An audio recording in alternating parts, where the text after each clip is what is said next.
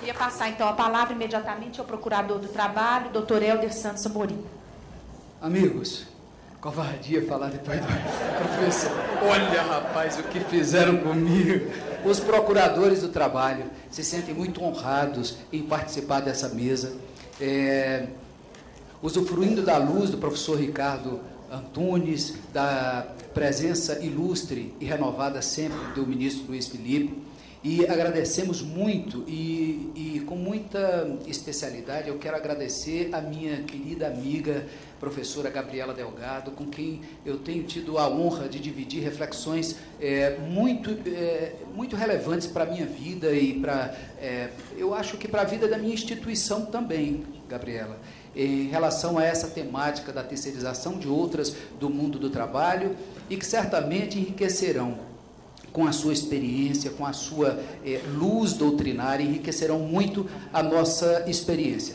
Professor Ricardo, eu vou me resumir, me restringir a minha função de debatedor para que o tempo seja amigo dos senhores que com tanta atenção estão até esse momento, né, prestando atenção e com tanta gentileza em relação a mim. Eu quero fazer, professor, uma referência aqui já no plano do direito, porque não tenho a sabedoria do senhor para elaborar um raciocínio com tanta grandeza, mas o senhor se referiu ao trabalho sem sentido, ao vazio de sentido do trabalho terceirizado, e enquanto o senhor falava, me veio no plano do direito, que é aqui onde eu consigo, né, traçar algum raciocínio, me veio a ideia do direito vazio. O trabalho sem sentido, no plano da terceirização, me remete à ideia da empresa vazia de empregados. Qual será o futuro do trabalho brasileiro se, de fato, o Supremo Tribunal Federal concluir que o empreendedor tem plena liberdade de contratar a terceirização em todas as suas atividades, na chamada atividade finalística? Bem, me parece que esse cenário trágico seria retratado na figura da empresa vazia, da empresa sem sentido. E nos remete a nós que lidamos com o direito a ideia de uma empresa sem função social. A ideia de uma empresa que não tem substância comunitária, que não tem papel comunitário. É uma empresa que está a serviço único e exclusivo do lucro. O lucro pelo lucro pelo lucro. Essa empresa, sendo uma empresa vazia de empregados, no sentido mesmo da palavra, porque parece que ultimamente nós estamos com dificuldade em utilizar a expressão empregado, né? Há um preconceito em relação ao termo, que é um preconceito próprio do pensamento liberal, o neoliberal hegemônico, que quer nos convencer de algumas mentiras, né, e de tanto repeti-las, nos convencer de que já não existe emprego, de que já não existe empregado. Existe emprego, existe empregado, porque enquanto houver no sistema capitalista a necessidade do trabalho como instrumento, e sempre haverá, como instrumento de transformação, sempre haverá sim um modelo de trabalho subordinado, que é esse que nós conhecemos, tendo como polos dessa relação de trabalho um patrão e um empregado. A empresa vazia é a empresa que não poderá, aliás, melhor, a empresa vazia de empregados é aquela que poderá se esquivar de cumprir, por exemplo, professor, a cota de deficientes. Por quê? É uma exigência constitucional e hoje a norma infraconstitucional estabelece que o cumprimento da cota de contratação de deficientes se dá por um cálculo feito em relação ao número de empregados. A partir de 100 empregados, a empresa já é obrigada, de forma escalonada, a contratar pessoas com deficiência. Se a empresa pode terceirizar tudo, ela não tem empregado para efeito de incidência de uma norma de direito fundamental protetiva de pessoas com deficiência que precisam do mercado de trabalho e da inclusão como instrumento de afirmação da sua própria dignidade. Segundo aspecto, a empresa que terceiriza tudo pode se esquivar de, por exemplo, contratar aprendizes. É outro direito de natureza e com fundamento constitucional, calculado hoje, aliás, estabelecido com incidência legal sobre o número de empregados, né, da empresa contratante. É um percentual sobre o número de empregados, assim incide a norma, e a empresa pode se esquivar do cumprimento dessa sua função social, desse programa de inserção do jovem num processo de qualificação através do Sistema S. A empresa pode se esquivar de cumprir norma constitucional, como o artigo 11, professor, que diz o artigo 11 que as empresas com 200, a partir de 200 trabalhadores, né, podem ter eleito um representante entre os trabalhadores, como um representante para o diálogo direto com a empresa. Ora, se a empresa pode contratar tudo por meio de terceirização, ele não precisa cumprir norma constitucional. A empresa que pode terceirizar tudo, ela reduz substancialmente o patamar remuneratório de todos aqueles que lhe prestam serviço, agora de forma indireta. Reduz, portanto, a contribuição patronal e também a contribuição do empregado em relação à previdência social, podendo promover verdadeiro esvaziamento da importância da previdência social, ou pelo menos não da importância, mas enfraquecendo profundamente o próprio sistema previdenciário. Então, nós temos uma série de funções que a Constituição da República impõe à empresa, que são funções de natureza comunitária, né? Então, a empresa é uma expressão produtiva do capital, e o capital e da propriedade privada. E a propriedade privada, segundo a nossa Constituição, ela possui uma função social. E a função social da propriedade privada produtiva é essa, é a de gerar trabalho com dignidade. Essa é a nossa expressão constitucional. E aqui, quando o senhor se refere, então, ao trabalho sem sentido, me remete a essa figura da empresa sem sentido, da empresa que visa e que está a serviço apenas do lucro como fim último.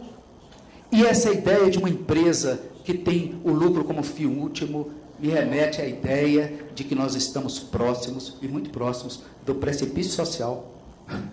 Uma empresa sem função comunitária é mera expressão de um capitalismo selvagem e que nos retoma a condição de pessoas sem sentido, de seres humanos sem sentido, já que o trabalho, que é a nossa maior e mais relevante expressão social, estará também dotado, desprovido, aliás, de sentido e de importância.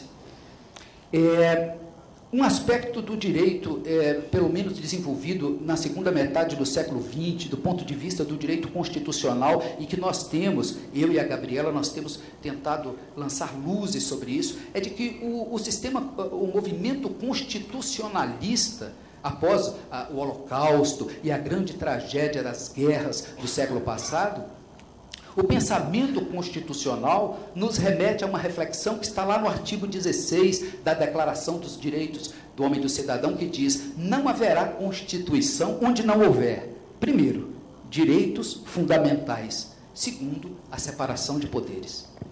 Essa questão da terceirização na atividade fim, sendo remetida a uma discussão deliberativa, com pretensão de definitividade no âmbito do Supremo Tribunal Federal, me faz refletir sobre esse artigo 16 da Declaração. Será se nós não estamos remetendo para um órgão judiciário um debate, que é o debate fundamental sobre o modelo de sociedade, do trabalho, que esse país, que essa nação pretende adotar?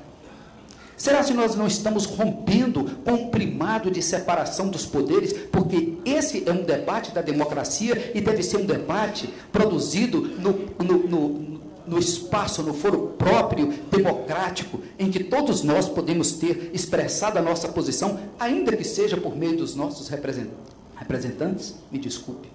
Segundo, terceirizar tudo não remete à negação absoluta dos direitos fundamentais sociais, porque a terceirização, todos aqui já disseram, ela é o vírus ou a praga. Eu prefiro utilizar uma outra metáfora, eu vejo a terceirização como a osteoporose para o osso, o cupim para a madeira, porque ela é insidiosa. Ela esvazia o conteúdo e deixa uma capa, uma aparência de direito. O direito do trabalhador, muito obrigado.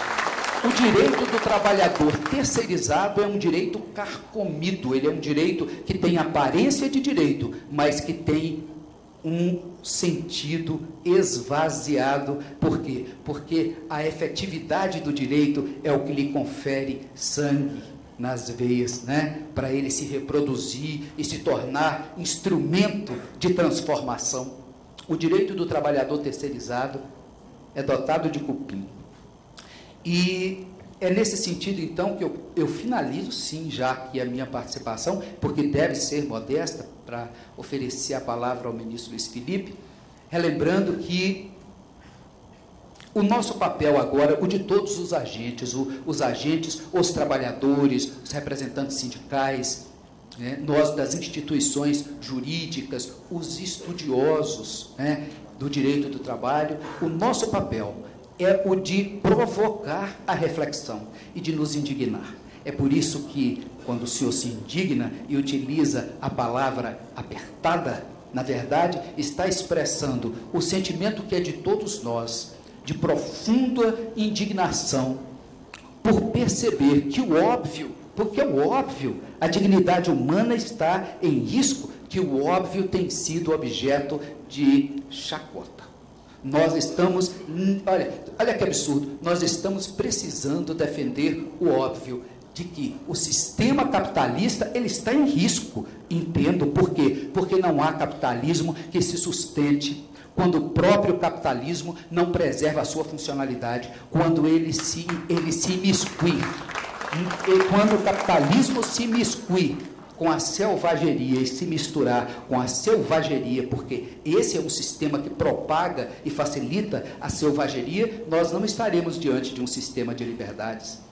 Com a negação dos direitos fundamentais sociais, nós negamos as próprias liberdades.